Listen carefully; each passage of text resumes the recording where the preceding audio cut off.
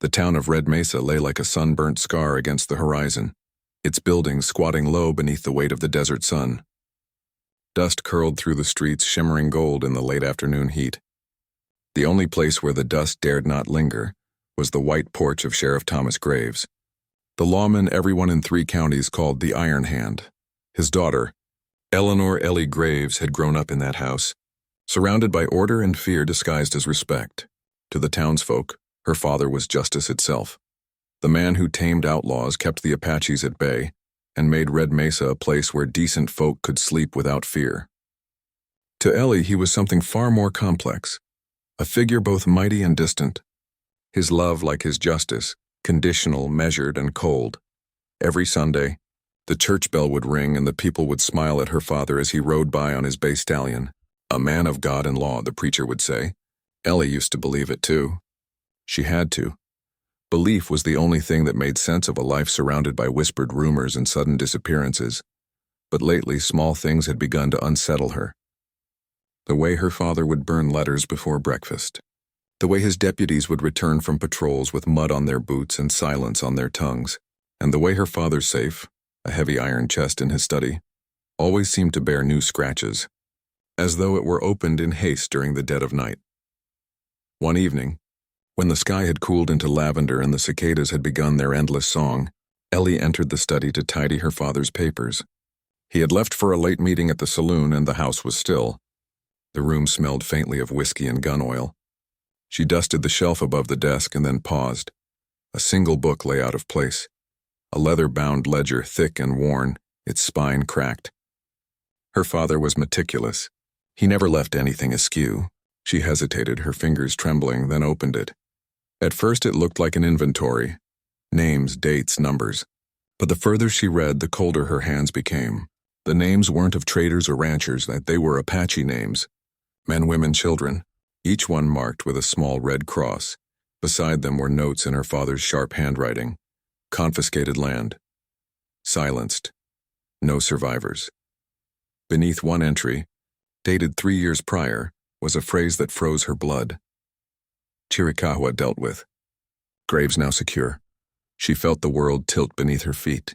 Her father, the lawman, the hero, had built his legend on the bodies of innocent people. The town's prosperity, the fine house she lived in, the polished boots on her father's feet, all were bought with Apache blood. Her knees gave way, and she sat heavily on the floor, clutching the ledger as if it might vanish. The sound of the clock ticking filled the silence, sharp as a heartbeat.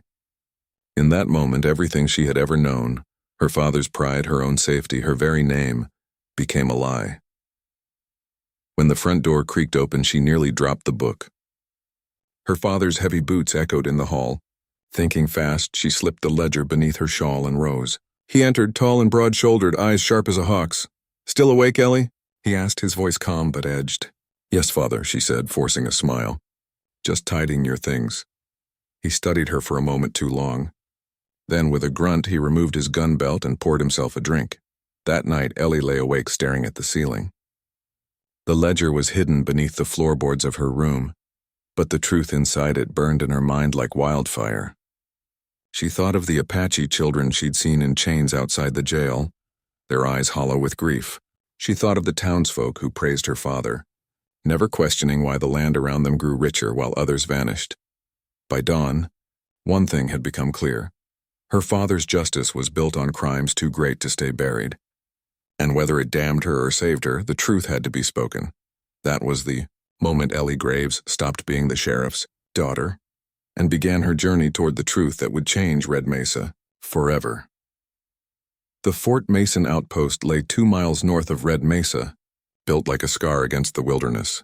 Wooden palisades surrounded its square yard and a single flag whipped in the dry wind, its colors faded by sun and dust. To the settlers, it was a symbol of order. To the Apache, it was a cage. Ellie Graves had never been there before. Respectable women did not walk into forts uninvited, especially not alone. But she had decided respectability was a luxury built on silence, and she was done being silent. She arrived in the pale light of morning, wrapped in a nurse's shawl and carrying a basket of bread and herbs. Her father's name, whispered at the gate, opened doors faster than any key. No one questioned the sheriff's daughter. She walked through the yard, her boots scuffing the red dirt, her heart pounding. The prisoners were kept in a long adobe cell house that smelled of sweat and iron. Most were Apache men, silent, hollow-eyed, wrapped in chains that rattled when they breathed. The soldiers ignored them unless they tried to speak. Ellie forced herself not to flinch at the sight. A guard led her down the corridor. "You can tend to the wounded one," he said with a smirk. "Won't be long for this world anyhow." In the farthest cell, behind a wall of shadow, sat a young man with bronze skin, dark hair tangled around his face, and a streak of dried blood along his jaw. He looked up slowly when she entered, and the full force of his gaze struck her like an arrow. "Who are you?" he asked, his English sharp but accented. I'm here to help," she managed. "They told me you were hurt." His eyes narrowed, not with fear but disbelief. "No white woman comes to help me." Ellie knelt, unwrapping the cloth from her basket. She dipped a rag in water and reached for the wound on his arm.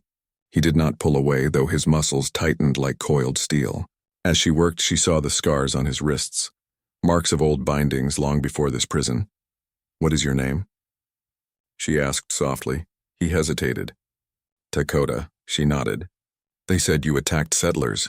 He laughed, a sound without joy. "That is what they always say when they kill us first." His voice was low, calm, but his eyes burned with fury that no chains could hold. "Your father knows this," Ellie froze. "My father?" He looked up sharply. "Sheriff Graves," he said, the name like poison. He gave the order at Chiricahua Valley. Said the Apaches raided his cattle, but the cattle were ours, taken from our lands. We came only to take back what was stolen. He brought men in the night. They killed women, children, buried them under his ranch. Ellie's stomach twisted. She wanted to deny it, but the ledger's pages flashed in her mind. The names, the red crosses, the note that read Chiricahua dealt with. Dakota studied her face and saw the truth dawn in her eyes. His jaw tightened. "You didn't know." She shook her head slowly. "No, but I do now." Silence fell between them, heavy and alive. The sound of a whip cracked somewhere outside, followed by laughter. Ellie wanted to scream, to tell him she wasn't like her father, but words felt too small. Instead, she said, "He means to kill you." Dakota's eyes did not waver. "Then I will die telling the truth." She swallowed hard. "If I could help you," he interrupted her with a bitter smile. "You can't. You are his blood, and blood does not turn against itself." But Ellie did not move. She reached into her basket and pulled out a small scrap of paper, a map she had drawn hastily before leaving home. She slid it beneath the bars. "If I can find a way," she whispered, "will you trust me?" Dakota looked at her for a long, silent moment. In his eyes she saw not forgiveness but recognition, the faintest glimmer of something that might one day become faith. At last he said, "Truth must be paid with blood, Eleanor Graves. If you truly mean to help me, be ready to pay it." Her breath caught. The words settled into her bones like a vow she could never unmake. When she left the fort, the sun was high and the desert wind tore at her shawl. Behind her, Dakota remained chained, but something had changed. So had she. For the first time in her life, Ellie Graves knew what it meant to be the daughter of a guilty man, and what it might cost to make his victims heard.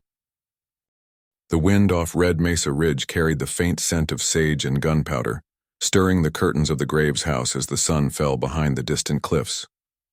Inside, the walls seemed to close around Eleanor Graves, pressing her with the weight of all she had learned. She sat at her dressing table, staring at her reflection, a face pale and still, framed by auburn curls. Her father's eyes looked back at her from that mirror, cold, proud, unyielding. For the first time, she hated the resemblance. On the floor beneath her bed, hidden beneath a loose plank, lay the ledger, her father's true record, stained with the names of the dead.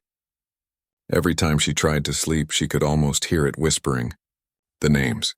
The red crosses. Chiricahua dealt with. Her father's boots echoed in the hallway. He had returned late again, smelling of whiskey and dust. The front door slammed, and she heard him laugh with his deputies. "We'll hang that Apache dog at dawn 3 days from now," he said, loud enough for her to hear. "Justice served, and the town can stop whining about their missing stock." Ellie's hand tightened around the fabric of her dress. Justice, that word no longer sounded holy. It was a curse. Later that night, she stood in the hallway watching through the crack in her father's study door. He sat at his desk with a cigar between his fingers, a map spread before him. A fresh mark circled the Chiricahua Valley. "You'll send another patrol?" one deputy asked. Graves nodded. "We missed a few families hiding in the hills. Can't leave any of them breathing. If the girl in town," he paused, "if my daughter ever asks questions, you keep your mouth shut. She's soft-hearted. Doesn't understand what keeps this place alive." Ellie backed away before he could sense her. The words cut deeper than any blade. She understood now. The peace her father built in Red Mesa was soaked in the blood of those he called savages. By morning, the town was alive with gossip. Soldiers rode through, preparing for Dakota's public hanging. The gallows was being rebuilt near the courthouse, right in front of the church so the people could pray while they watched a man die. Ellie walked among them in silence, the sun beating down on her bonnet. She heard the women talking about the prisoner, the wild Apache they called him, murderer, horse thief, heathen. None of them knew the truth. None of them wanted to. She stopped by the jailhouse. Through the bars, she could see Dakota's profile, motionless, his eyes closed. A guard dozed outside, hat tipped over his face. "Why don't you speak?" she asked quietly. Dakota opened his eyes, their darkness unreadable. "Would they listen?" he said. Ellie looked away. "They might if they heard the truth." He gave a short, bitter laugh. "Truth is not for them. Truth is for those who can pay its price." His words echoed the ones he'd spoken before. Truth must be paid with blood. And suddenly Ellie understood. He did not only mean vengeance. He meant sacrifice. Someone had to lose everything for the truth to live. That night, Ellie sat by her window, unable to rest. The desert moon hung low and red. In the distance, the fort lanterns glimmered like dying stars. If she spoke, she would destroy her father, the most powerful man in Red Mesa. He would hang, or worse. The town would curse her name. If she stayed silent, she would condemn Dakota and all the people her father had sworn to erase.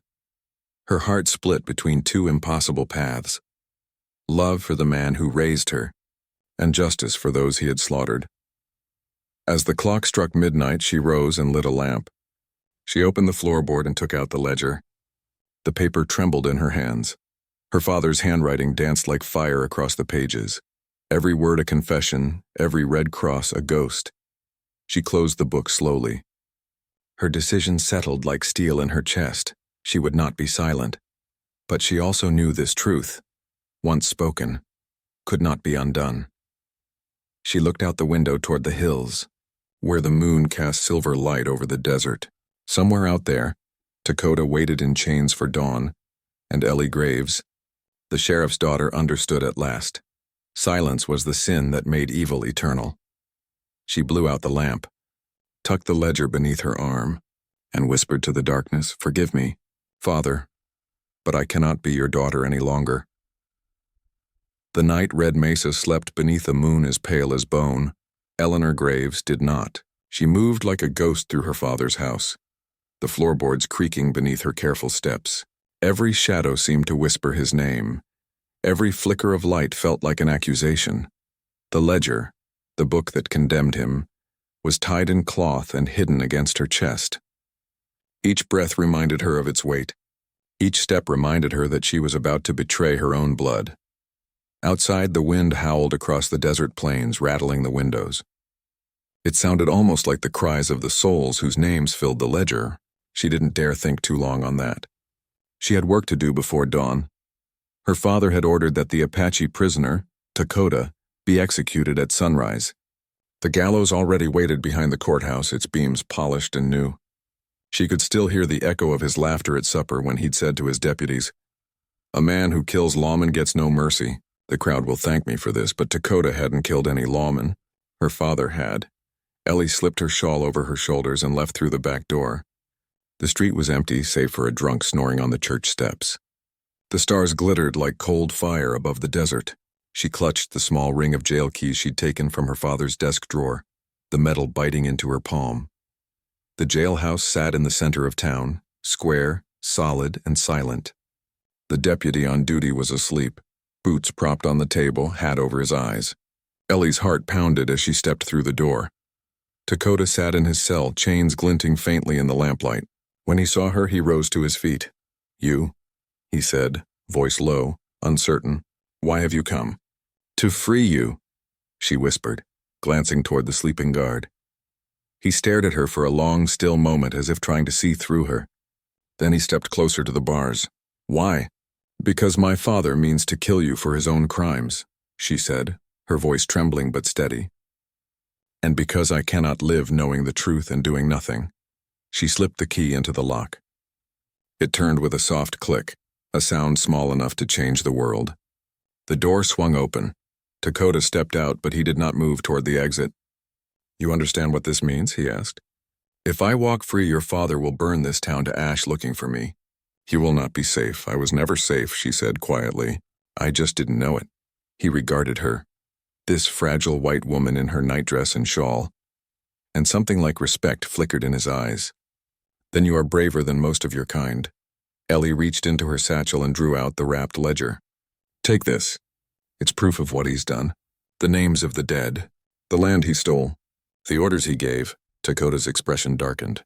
He took the bundle in both hands, unwrapping the cloth slowly. When he saw the pages, his breath caught. He ran a finger over one name, whispering something in Apache, a prayer, a curse, she couldn't tell. When he looked up, his face was no longer calm. It was carved from fury and grief. "This book," he said, "is the truth." "But truth is not enough." "What do you mean?" she asked. "Truth must be paid with blood." The word struck her like a blow. She wanted to protest, to say that justice could come without killing, but the fire in his eyes silenced her. He had lost everything. What right did she have to speak of mercy? "Still," she said softly, "if you spill more blood, you become what he is." He studied her for a long moment. "And if I spill none," he said, "my people stay ghosts." Ellie had no answer. She turned toward the door. "Then go. The road east will take you into the hills. I'll tell them I never saw you." Dakota hesitated, then touched 2 fingers to his forehead. Not a salute, but a gesture of respect. "You are braver than your father's name deserves," he said. As he vanished into the night, the wind carried the faint scent of smoke from the Apache hills. Ellie stood in the doorway, trembling. Her heart split between relief and dread. She knew what she had done. She had set a fire that would not be easily put out. Behind her, the deputy stirred in his sleep. She slipped away into the darkness before he could wake. By dawn, Dakota was gone, and the truth, carried in that blood-stained ledger, was free at last. But freedom, Ellie realized, was never gentle. It always came with a price. The morning after Dakota's escape, the sun rose blood-red over Red Mesa, painting the town in a strange, ominous light. The air itself felt tense, still heavy, waiting. Eleanor Graves stood on the porch, her shawl clutched tightly around her shoulders. She hadn't slept. Every sound in the neigh of horses, the creak of the windmill, made her heart leap with dread. From the street below came the thunder of boots and shouting. Her father's voice roared above them all. "Find him. Every canyon, every gully. That Apache devil's not getting far." Deputies saddled up, rifles glinting in the dawn. Sheriff Thomas Graves looked like a storm about to break, his jaw clenched, his eyes burning with rage. Ellie stepped down from the porch, trying to keep her voice steady. "Father," she said. "He couldn't have escaped without help. The jail," he cut her off sharply. "I know damn well he didn't escape on his own. Someone unlocked that cell." His gaze pinned her for a fraction of a second, too sharp, too knowing, before he turned to his men. "Search every house if you have to. I want him found by nightfall." Ellie's breath caught. He suspected. She forced her face to stillness, lowering her eyes as if cowed. But inside, terror twisted with something fiercer. Defiance. By midday, the desert began to hum with unrest. Plumes of smoke appeared beyond the ridges, thin at first, then thick and black against the pale sky. The townsfolk gathered in clusters, whispering, pointing. "The Apache are coming," someone murmured. "They've set fire to the ranches," cried another. Ellie felt the world tilt. Dakota had kept his word and, or perhaps fulfilled his warning. The truth she had set free was now turning to flame. She ran to the churchyard, climbing the fence to see better. Out across the far plain, fires blazed in a broken circle around Red Mesa. The sky trembled with heat and ash. Cattle stampeded through the scrub, their cries drowned beneath the wind. Sheriff Graves rode out with 20 men at his back, rifles raised high. He looked magnificent and monstrous all at once. The lawman and the executioner riding into the fire. "Stay inside, Ellie," he barked as he passed her. "This is war." War.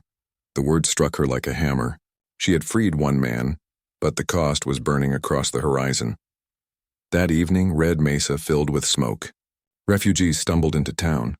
Settlers from outlying farms, faces blackened, eyes wide with fear. They spoke of Apaches descending like shadows, reclaiming horses, food, and weapons, not killing everyone and only those who fought back. But to the townsfolk it was terror enough. In the chaos, Ellie slipped away toward the edge of town. She had to see for herself to know Dakota's hand in all this. The wind tore at her bonnet as she climbed the rocky bluff overlooking the valley. There, among the swirling dust and firelight, she saw movement. Apache riders sweeping through the ranches, setting flame to barns marked with the Graves family brand. They were not attacking the innocent. They were erasing her father's empire. And in the distance, silhouetted against the inferno, she thought she saw Dakota, his long hair flying behind him, a torch in one hand, the ledger strapped across his back. Her breath caught. He had taken her truth and turned it into vengeance. When she returned to town, the people stared at her with suspicion. A merchant's wife hissed under her breath, "It's her fault. The sheriff's girl brought this on us." Ellie walked past without replying. She could feel the weight of every eye upon her, fear and hatred in equal measure. She knew then that there was no going back. The truth she had chosen was fire, and fire does not choose where it burns. That night, as Red Mesa glowed faintly under the haze of smoke, her father returned, blood on his coat, dust on his boots, rage in his face. He slammed his pistol onto the table and poured himself whiskey. "They'll pay," he growled. "All of them. Even if I have to burn every canyon." Ellie stared at him, her voice trembling. "You already did." For the first time, Thomas Graves faltered, just a flicker, but she saw it. Then he turned away. Outside, the wind carried the scent of smoke and something else, and a promise. The Apache had struck their blow, and the frontier had changed forever. Ellie knew Dakota would come again, not as a fugitive, but as a reckoning, and when he did, she would have to choose once more. Between the blood she was born to, and the truth she had set free. The smoke from the fire still hung over Red Mesa like a shroud. The town's air smelled of ash and fear. Even the sky seemed bruised, a dull, reddish haze that refused to lift. For 2 days, Sheriff Thomas Graves had been hunting the Apache through the hills, and for 2 days Eleanor Graves had lived in a silence that felt like punishment. The townspeople whispered her name now with suspicion. She could feel their stares when she walked past the general store, their voices following her like ghosts. She's the one who let him go. Her father's blood runs in her veins. Maybe she's just like him. But she was nothing like him. And that, she knew, was the reason she was still alive. On the 3rd night, he returned. She heard his horse long before she saw him, its uneven gallop, the clatter of hooves striking the cobblestones, the soft grunt of a beast run nearly to death. When her father stepped through the door, he looked less like a lawman, and more like something carved from stone and smoke. His coat was torn, his hat gone, and his eyes, and those sharp, cold eyes she once admired, were empty. "They're gone," he said hoarsely. "The Apache. They vanished into the canyons like ghosts, left nothing but ash." He poured himself a drink with shaking hands. The whiskey sloshed over the glass. "I'll find them," he muttered. "By God, I'll find them." Ellie stood at the doorway watching him. Her voice came out quiet but steady. "Father, stop," he froze. Slowly he turned to look at her. "What did you say?" "Stop," she repeated. "You've done enough." A dangerous silence filled the room. He set down his glass and took a step toward her. "You don't know what you're saying, girl." "I know exactly what I'm saying," she replied. "I know what's in that ledger you keep locked in your desk. I know what you did in Chiricahua Valley. I know why Dakota came back." His face turned the color of ash. "How do you know that name?" She didn't answer. The silence was enough. His voice hardened, each word slow, deliberate. "You went into my study." "Yes," she said. "And I wish I hadn't, but I did. You murdered those people. You took their land and their lives. And now their blood has come back for you." Thomas Graves's hand shot out, gripping the edge of the table. His knuckles went white. "You listen to me," he growled. Those people were savages. They would have killed us all if I hadn't stopped them. Everything I did and everything done was to build this town to give you a life better than theirs." She took a step forward. "A life built on graves, Father." The word hung in the air. Graves. His name. His curse. Something flickered in his eyes, something like regret, quickly drowned by anger. "You don't understand the frontier," he said. "There's no room for mercy out here. Only power." "Then maybe power is the true sickness," she whispered. For a moment, neither spoke. The wind outside moaned through the eaves. Then from the open window, a faint sound drifted in, the soft rhythmic beat of hooves. Thomas Graves turned sharply toward the sound, hand going to his gun. "He's here." "Who?" Ellie asked, though she already knew. "The Apache," he hissed. "He's come for me." The door burst open. Dakota stepped inside, dust and moonlight clinging to him like armor. His rifle was raised, his eyes burning with the calm fire of justice. For a moment, the three of them stood frozen. The father, the daughter, the man she had freed. Thomas Graves drew his pistol. "You should have stayed in your mountains, savage." Dakota didn't move. "You should have left my people in peace." The air was so thick with hatred it was hard to breathe. "Stop," Ellie cried, stepping between them. "Please, no more blood." Her father's voice was steady, deadly. "Get out of the way, Eleanor." But she didn't move. Her body trembled, yet she stood firm, her arms spread wide. "If you shoot him, you'll have to kill me too." Thomas's finger hesitated on the trigger. "Don't you do this," he warned. "Don't you make me choose between my name and my daughter." She looked at him, really looked, and saw the man he was, stripped bare of all his titles and medals. "You already chose, Father," she said softly. "The day you killed the innocent. You stopped being my father." He faltered, just for an instant. And that was all it took. Dakota raised his rifle. The world seemed to shatter with the sound of a single shot. And in that moment, the lawman's legend ended, not in a blaze of glory, but in the quiet, trembling breath of a daughter who had tried to stop the inevitable. The echo of the gunshot rolled through Red Mesa like thunder over the desert, a single, terrible sound that seemed to shake the world still. When the smoke cleared, Sheriff Thomas Graves lay sprawled on the floorboards of his own house, his pistol still in his hand, his lifeless eyes staring at the ceiling beams he had built with pride. The lawman, the legend, the man the town called its protector, silenced at last. Eleanor Graves knelt beside him, her shaking hands hovering above his chest. The smell of gunpowder and blood mingled with the faint scent of her mother's old lavender oil, a ghostly reminder of a gentler time long gone. "Father," she whispered, her voice breaking, "why did you make me see this?" There was no answer, only the sound of the curtains fluttering in the wind. Behind her, Dakota stood motionless, his rifle lowered, his face hard with grief rather than triumph. He had not expected her to stand between them, nor to still be standing now, trembling but alive. "You shot him," she said without looking up. "He would have killed you," Dakota replied quietly. Tears burned her eyes. "You don't understand. It was all I had left." Dakota's gaze softened, but his voice remained firm. "He took everything from my people, my brother, my mother, my home. For that I owed him blood, but I did not mean to take him from you." Ellie rose slowly, her face pale, streaked with tears and ash. "You said truth must be paid with blood," she murmured. "Now it has been." Dakota's eyes, dark as the canyon depths, met hers. "The truth always asks for more than we wish to give." Outside, the town was stirring. The gunshot had carried far in the still night air. Voices rose, boots thundered, lamps flickered to life in windows. Ellie knew they would come soon. Her father's deputies, the men loyal to his name, to his version of justice. She turned to Dakota, her voice steady despite the storm in her chest. "You have to go now. He didn't move.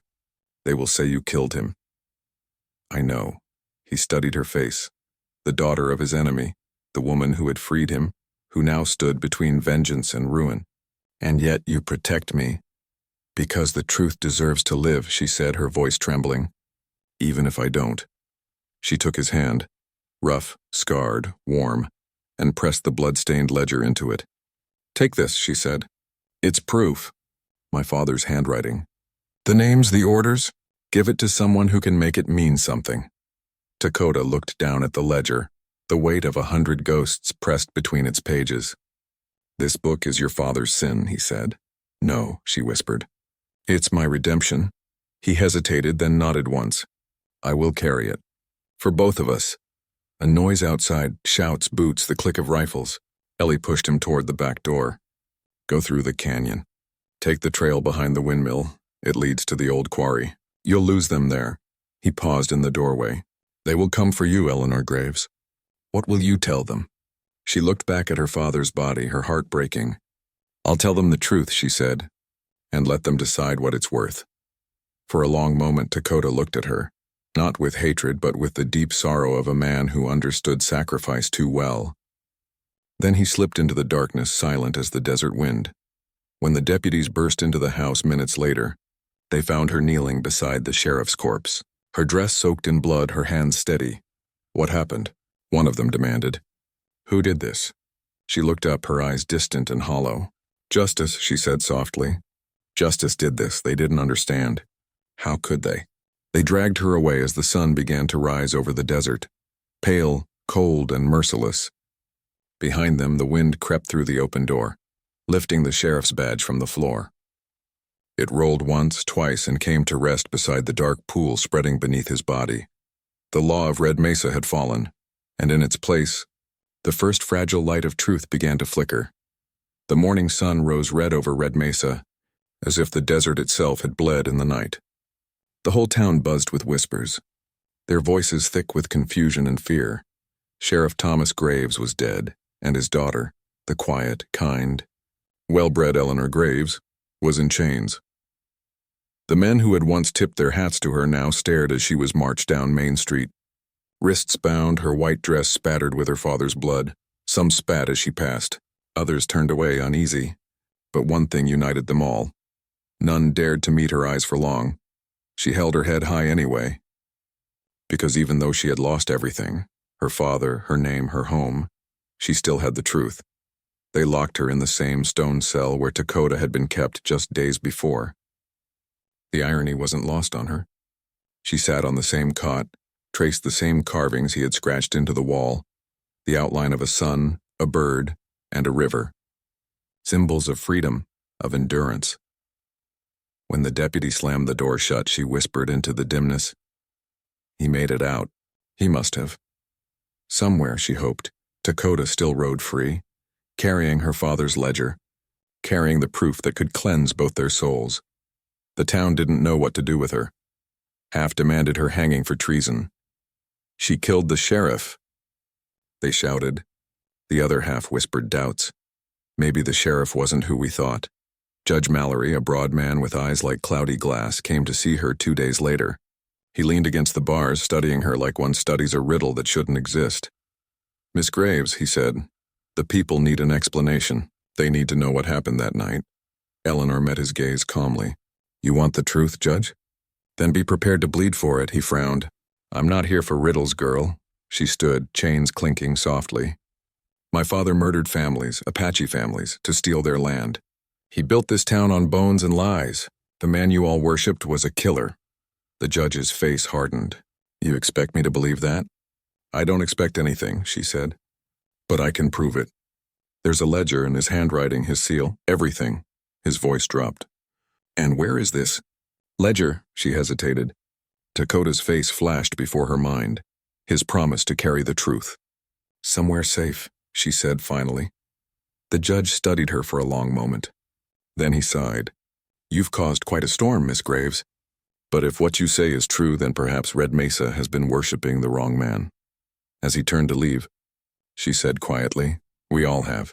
That night, she sat in her cell listening to the sound of distant drums, soft, rhythmic, echoing faintly across the hills. The Apache. She rose to the window, her heart pounding. In the distance, torches flickered like scattered stars moving through the desert. Dakota had returned, not for revenge this time, but for her. The next morning, before dawn, the guards were found asleep, their keys missing. The cell door stood wide open. Eleanor's chains were gone. Only a single feather lay on her cot, black and white, the symbol of Dakota's people. By the time the sun rose, She was already far beyond the town's edge, riding the sheriff's old horse through the canyon trails. The wind tore through her hair, carrying with it the scent of sage and smoke. Dakota waited for her where the river met the cliffs, his silhouette outlined against the rising light. He looked older now, not in years but in spirit. "You came back," she said breathlessly. "I told you," he replied. "Truth has a price. You paid yours. Now it is time I paid mine." She looked at him, confusion and relief mingling. "What do you mean?" He nodded toward the horizon. "The soldiers are coming. The ones your father wrote to. Men who made profit from his crimes. They will not stop until every witness is gone. You must ride north. There is safety beyond the border." "And you?" she asked. "I will stay," he said simply. "A warrior does not run from the blood he spilled, even when it was just." She shook her head, tears filling her eyes. "You can't face them alone." Dakota smiled faintly. "No one faces truth alone. It lives in the hearts of those who carry it." He handed her the ledger, now bound with leather. "Take it. Let the world see what was done here." She took it with trembling hands. "And what of you?" He stepped closer, his hand brushing hers. "If I fall, tell them I did not die for vengeance, but for balance." The sound of hoofbeats echoed again through Red Mesa's canyon. This time it was not death that followed, but the reckoning that always comes when the world refuses to forget. And in that moment, Eleanor Graves understood what Dakota had meant all along. Truth must be paid with blood. But it is mercy that redeems it. The desert did not sleep that night. It hummed with the pulse of approaching riders, a sound like thunder rumbling across the bones of the earth. From the cliffs above Red Mesa, Dakota watched the long column of horsemen winding through the canyon floor below. Lanterns swung in their hands, rifles gleamed in the moonlight. These were no lawmen, these were soldiers, summoned months ago by Sheriff Graves's letters, called to reclaim Apache land that was never theirs. Now, the man who summoned them was dead, but his sins still marched on. Dakota's jaw tightened. Behind him, Eleanor Graves stood clutching the ledger to her chest. Her father's book felt heavier with each heartbeat, as if every name inside it pressed upon her soul. "They'll burn the whole valley," Dakota said quietly. "They think to finish what your father began." Eleanor's voice trembled. "Then we have to stop them." Dakota turned toward her. "You are not a warrior." "No," she said, meeting his eyes. "But I am my father's daughter, and I'll not let his evil walk this earth any longer." For a moment he only stared at her. Then slowly he nodded. By dawn the soldiers had reached the town. The new commander, a man named Captain Briggs, all iron buttons and hollow righteousness, raised his flag over the sheriff's office and declared, "By order of the U.S. Army, this land is now under military protection." Protection. That word twisted through Eleanor's mind like a curse. She and Dakota watched from the hills as soldiers went door to door, searching, seizing, demanding. Briggs's men were not here to protect anyone. They were here to erase what her father had failed to destroy. Dakota knelt beside her, tracing lines in the dust. The canyon paths, the dry creek, the town's layout. "They will march through the pass before noon," he said. "We can draw them there, show them what truth looks like." Eleanor frowned. "Show them?" He met her gaze, his voice grave. "When they see the graves your father made and the graves of the Apache they buried beneath their mines and houses, they will know. The earth itself will speak." She hesitated. "You think they'll care?" "Maybe not," he said. "But the world will when you tell it. The plan was madness, but so was silence." By midday, Eleanor rode into town under a white flag. The people of Red Mesa stared as she dismounted, the sheriff's daughter walking straight into the heart of her father's empire. She carried no gun, only the ledger and the letter Dakota had helped her write. "Captain Briggs," she called out as the soldiers gathered. "I have something you should see." The captain sneered. "Miss Graves, I've heard enough about your confessions. You think a few lies will undo your father's service to this country?" She met his stare. "I don't have lies, Captain. I have proof." She handed him the ledger. "Read the names, read the payments, read who ordered the killings." Briggs flipped through a few pages, his smirk fading. "Forgery," he muttered. It has to be. Then follow me, she said. See for yourself. The procession that followed was quiet, tense. Soldiers and townspeople alike rode behind her as she led them to the dry riverbed outside Red Mesa, where the Apache had once camped before the raids began. Dakota waited there, standing tall beside a line of crude wooden crosses rising from the sand. The wind whispered between them like voices that would not rest. "This," Eleanor said, her voice breaking, "is where your protection began." Briggs dismounted, staring at the bones half buried in the earth. A child's skull gleamed pale against the dust. His men shifted uneasily, their bravado dying in the silence. Dakota stepped forward.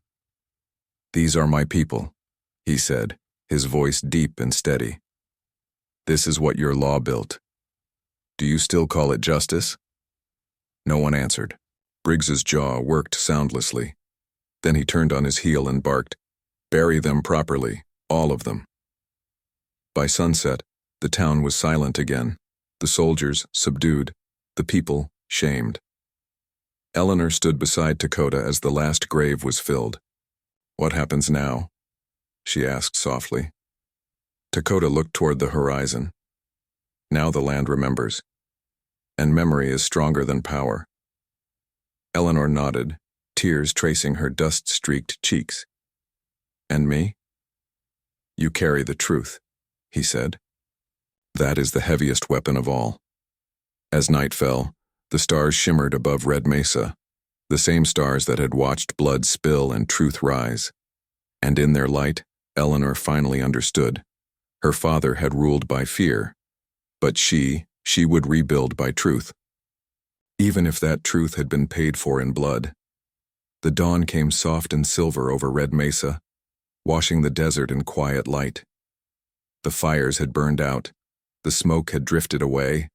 What remained was silence, and the uneasy peace that follows a storm too long ignored. Eleanor Graves stood at the edge of the dry riverbed where the last grave had been filled the night before. The soil was still dark and loose beneath her boots, and the faint scent of sage rose with every breeze. She had not slept. She couldn't. Too many ghosts had gathered in her thoughts, her father's face, Dakota's steady eyes, the cries of the dead that seemed to echo still beneath the earth. In her hands, she held his feather, black and white, bound with a strip of red thread. It was all that remained of him now. Dakota had gone at first light. When she had turned to speak, he was already mounting his horse, the rising sun cutting his silhouette in gold. "You could stay," she had said, her voice small, breaking. He had shaken his head. "The desert remembers those who listen. But I have other dead to honor, and other lands to protect." She had tried to smile, though her heart ached. "And me?"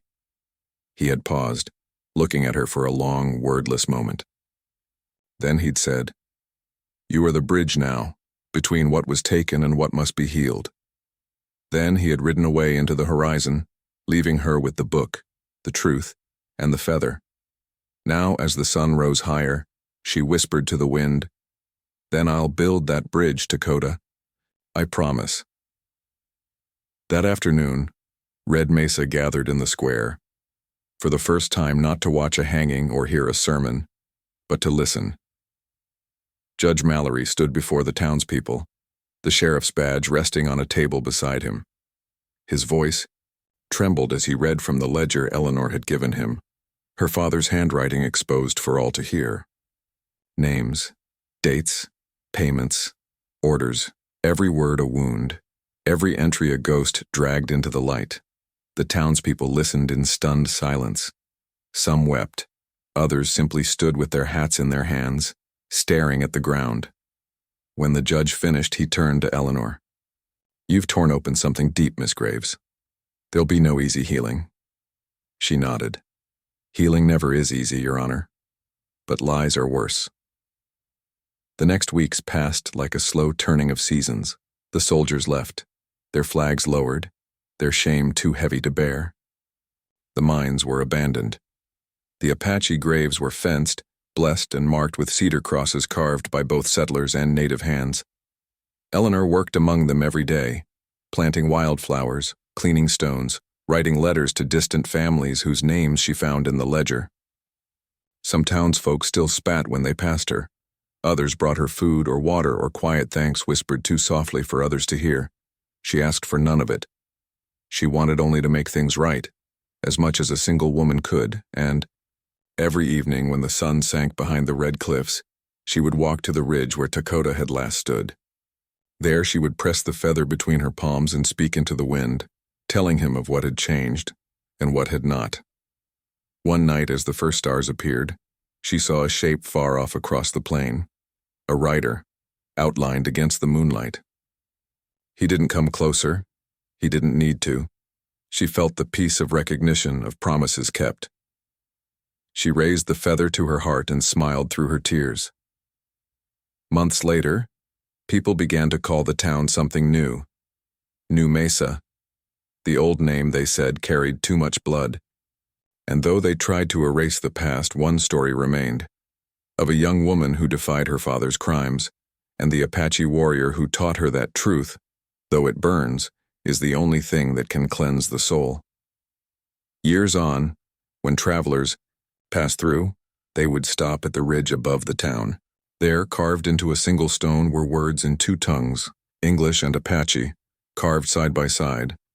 Truth must be paid with blood, but peace is the price worth living for.